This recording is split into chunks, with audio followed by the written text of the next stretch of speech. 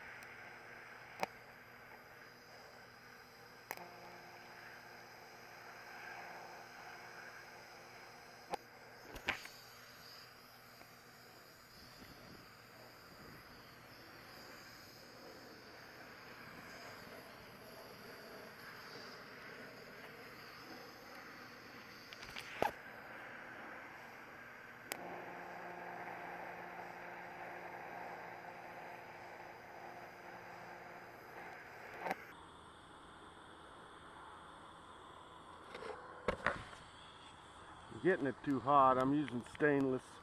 But you know, this deal I can quench.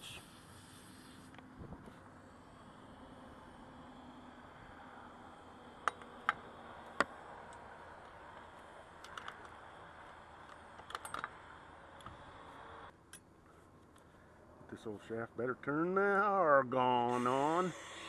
Man, that seems high.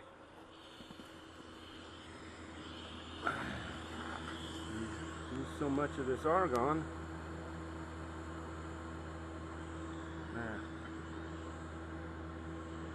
Okay, that's a flow meter you got. Okay.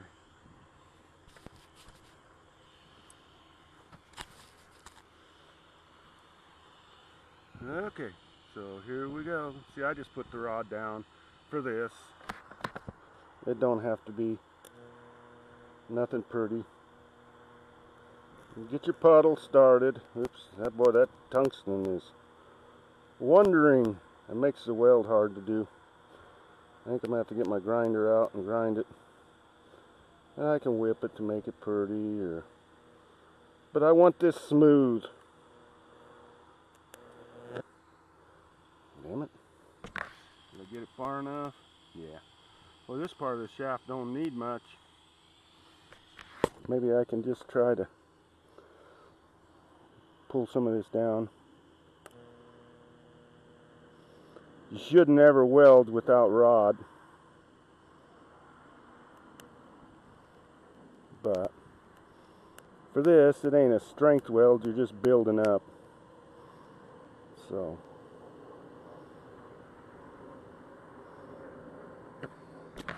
I pulled a little down there. Won't have to grind as much.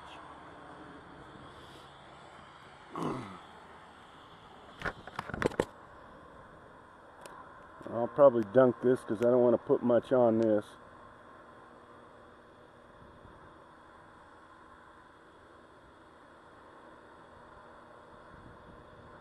I'll just have to grind it back out.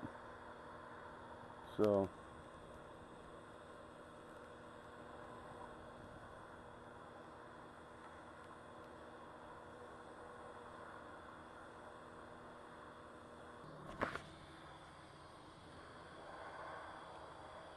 see how that's sugaring? I don't know if you can see that sugaring there. Let me get as close as I can. That's called sugaring. That's, I'm getting it too hot. I'm burning the stainless out. But this really don't matter. Really don't matter. That bearing should hold up fine. But it's burning the properties of the stainless. You burn it out. But you can see, and that's a dark gray color. It shouldn't be that color. It should be a stainless if you're going to weld it. Let me cool this off and I'll show you what your stainless should look like. Because this should have, I believe this is 3/16 stainless I'm welding with, but it's on a carbon steel. It's probably not the proper way. I should be. Okay, let me show you the colors if I can get them here that I should have. We'll just weld a little. That's still pretty hot, but it don't hurt to get the shaft. It's just the material I'm putting on the shaft is a stainless. The material the shaft is made up of is just a carbon steel. It's a pretty soft carbon steel too, so that's why I'm using stainless. I would rather, it's a little harder probably, and probably be a little better material. So, okay, let me show you. I'll just weld one little bit here and show you what colors it should have.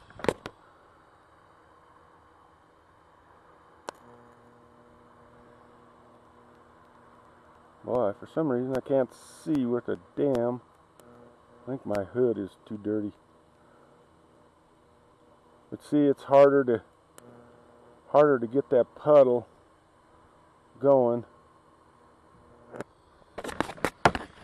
And you have to be, yeah, see them colors? This is sugared here. But see them colors? You want them colors when you weld stainless. That's telling you that everything is running. It's an indicator everything's running right, that your heat is not too hot. This gray, it's too hot. But for this, it really don't matter. I'm not going, this ain't got corrosive properties. I'm not looking for the corrosive properties of the stainless. And when you get it gray like this, you're burning away all your corrosive properties. But anyways, of the material. This ain't, you know, there ain't gonna be no corrosion here. That's what stainless, that's just the way it is. Okay, well, enough talking.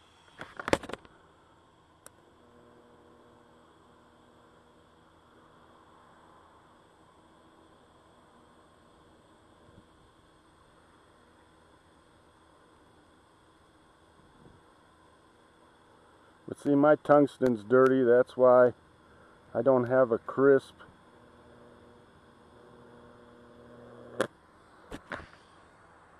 I don't have a crisp puddle that you're seeing it ain't, and see that right here, I really didn't get it hot enough to melt into the base metal very good, but I can go over that. The top side is melted in. I'll just go over that. I shouldn't go without rod. You never should weld without rod. I'll go over that and bind it. Okay. Okay, where is my rod? There we go.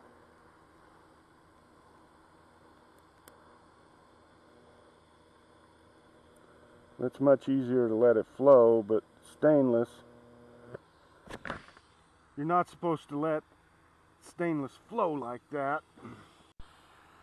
That tungsten needs ground bad, but anyways, it's, you strike it like stick, and you stick it and you dunk it more. But most of our welding was in the field, so we actually used these a lot. So we had some that were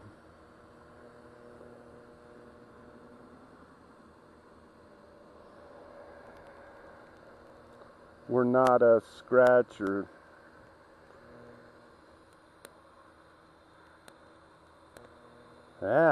see how much I'm dunking it. But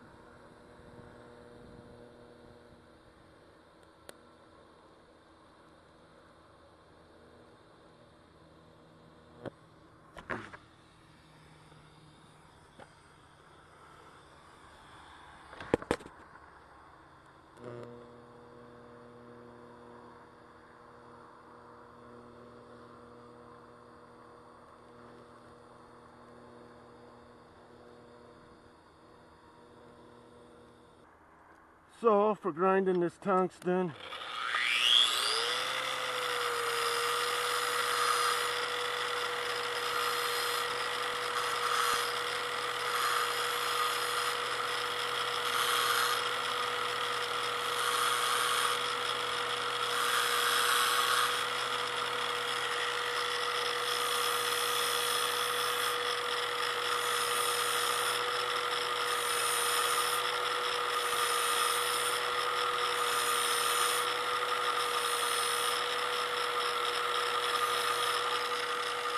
That is the way I was taught to grind it. Too sharp, and I feel if you get too sharp, you throw stuff off into your metal. And I don't know if it's true or not, but you know what? For this, it don't matter if I throw tungsten into my metal. But when we welded, the stuff we were welding, we couldn't have tungsten into our metal. They looked for that in the x-rays. So, you can see, splattered shit up on my cup. I should clean that cup so I get a nice clean. Okay. This right here.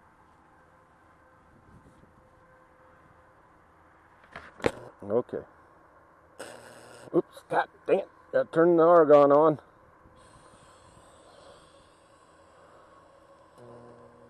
See the difference? Now you can see the difference in the arc. Look how it's a nice steady, I guess is what you call it. It's not steady, but it's, I don't know what to call it.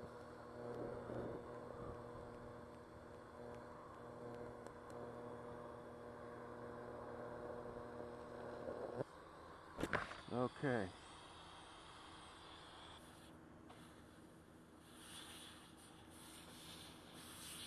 It don't hurt to quench this. I want it to be hardened. This shaft was so soft. So, I'll take the grinder to her a little.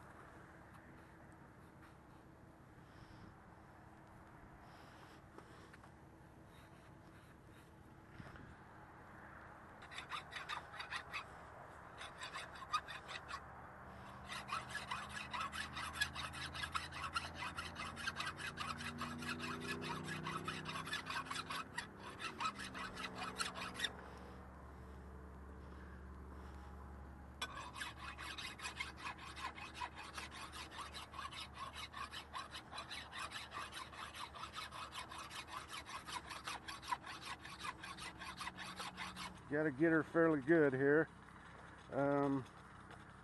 My dad used to work for a guy. He owned the grain elevator. My dad helped him rebuild the grain elevator, or worked for him when he rebuilt it. And the guy used to say, poor folks got poor ways. Well, the guy owned 2 grain elevators and all kinds of ground. He wasn't poor. It was funny, but he had quite a few people working for him, but he wasn't a poor guy.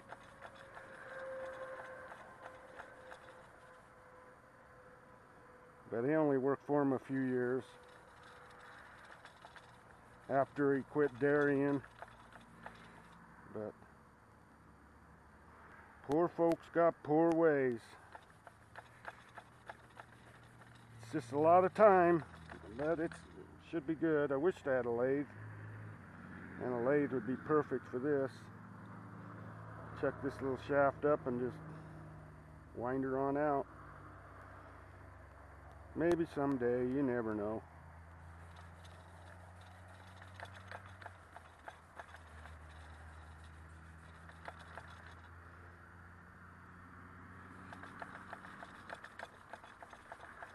get as much of them grind marks out as I can here. That bearing only rides about up to there anyway, so see, like right in here, these are the bad ones. But you got to take the shaft down even, so it's round. That might shell the bearing out too. I don't know. I don't know a lot about bearings. But anyways, it's about the end of this one. This will be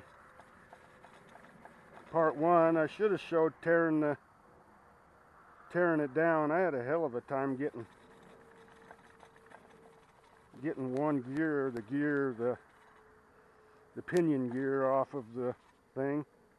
It's just like a rear end almost for a car, except it don't have the spider gears